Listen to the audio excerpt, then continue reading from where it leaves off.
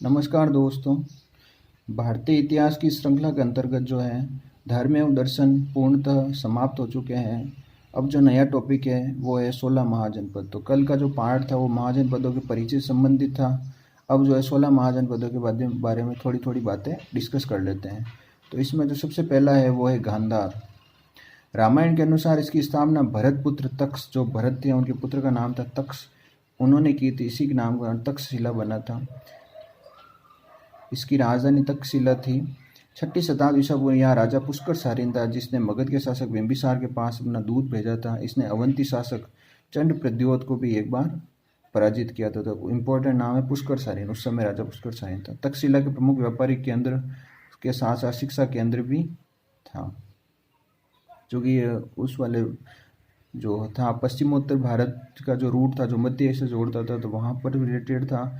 और यहाँ पर एक बहुत बड़ी यूनिवर्सिटी भी थी, जहाँ से प्रसेनजीत, जीवक, पाणिनि इत्यादि विद्वानों ने जो है शिक्षा ग्रहण की थी। अगला जो इम्पोर्टेंट है वो है कंबोज। सबसे उत्तर पश्चिम में स्थित है। गांधार के उत्तर पश्चिम स्थित कंबोज की राजधानी हाटक या राजपुर हाटक थी। प्रारंभ में यह राजतंत्र कालांतर में गणतंत्र के रूप में विकसित हुआ। कौटिल्यन कंबोजों को वार्ता शस्त्रोपजीवी, वार्ता शस्त्रोपजीवी एक टर्म है जिसका आशय है कृषि, पशुपालन, वाणिज्य, शस्त्र, जीविका। तो इम्पोर्टेंट है वार्ता शस्त्रोपजीवी से आप क्या समझते हैं। तो कृषि, पशुपालन और शस्त्र जो अपनी आजीविका चलाते हैं वो। और कंबोज के घोड़े बहुत ही प्रसिद्ध थे।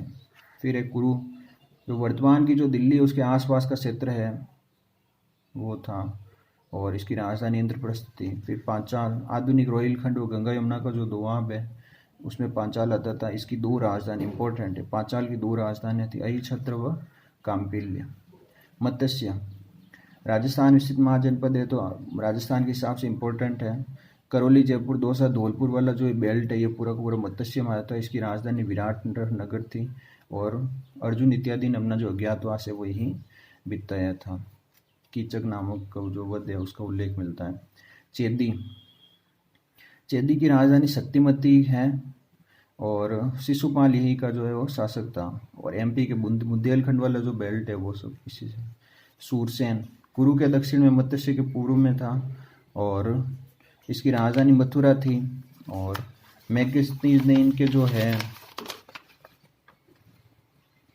सौर सन्नई के रूप में मैगस्थनीज का वर्णन किया, और हेराक्लीज की पूजा की जाती थी।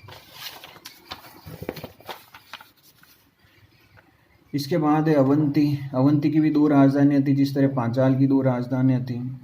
अवंती की दो थी, उज्जैन और महिष्मति। यहाँ का शासक चंड प्रद्योत था, और बिंबिसार ने राजवेद जीविक को चंड प्रद्योत के पास पांडु रोग के उपचार के लिए भेजा था, और मगध नरेश शिशुनाग द्वारा अवंती को अंतिम रूप से पराजित किया गया था। तो अवंती बेसिकली दो राजधानियां थी, और बिंबिसार ने है जो यहाँ पर राजनीतिक संबंध स्थापित करने के लिए जो अपना जो राजवेद था जीवक उसको अवंती नरेश चंद प्रद्योत के पास भेजा था। वत्स, इसकी राजधानी कौशाम्बी है। इलाहाबाद के आसपास का क्षेत्र है। यहाँ का जो शासक था वो उदयन था, ये वीणा वादक था। और भास के स्वप्न प्रभास वत्ता में यह जो है मुख्य पात्र में है। मल्ल गणतंत्रात्मक राज्य था। कुशीनगर एवं पावा इसकी राजधानियाँ थी, जो क्रमशः बुद्ध एवं महावीर के निर्वाण स्थल के रूप में प्रसिद्ध है। ये अपन ने जब जैनिज्म बुद्धिज्म पढ़ा था तब डिस्कस किया था। काशी, इसकी राजधानी वाराणसी थी। यहाँ प्रमुख राजा ब्रह्मदत्त था। काशी को लेकर मगध एवं कौशल के मध्य संघर्ष होता रहा। अंत तो कौशल में इसका विलय हो गया। कौशल की राजधानी श्रावस्ती थी। श्रावस्ती में जो सबसे ज़्यादा प्रवचन बुद्ध ने दिए थे, और अजात शत्रु ने कौशल को मगध साम्राज्य में मिला दिया था। वज्जी बेसिकली 8 जो गणराज्यों का एक समूह था। तो बेसिकली ये भी सवाल आया था कि वज्जी जो है कितने गणराज्य का समूह था। 8 था, जिसमें विदेह, ज्ञात्रक, लिच्छवी, इक्ष्वाकु, कुरु, वैशाली प्रमुख थे। वैशाली इसकी राजधानी थी। यहाँ का जो गणराज्य या गण ज्येष्ठ था वो चेटक था।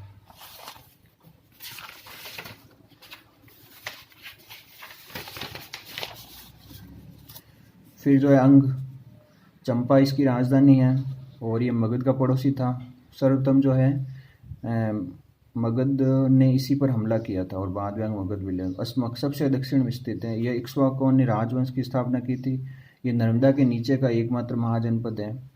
मगध छठी सदी ईस्वी में शक्तिशाली राजतंत्रात्मक था और इसके बुद्ध के समकालीन राजा बिंबिसार व अजातशत्रु थे। तो ये जो इम्पोर्टेंट है, अभी पिछली बार जो 2015 लेक्चर हुआ तो उसमें सवाल आया था बुद्ध के समकालीन कौन से राजा थे, तो बिंबिसार व अजातशत्रु थे।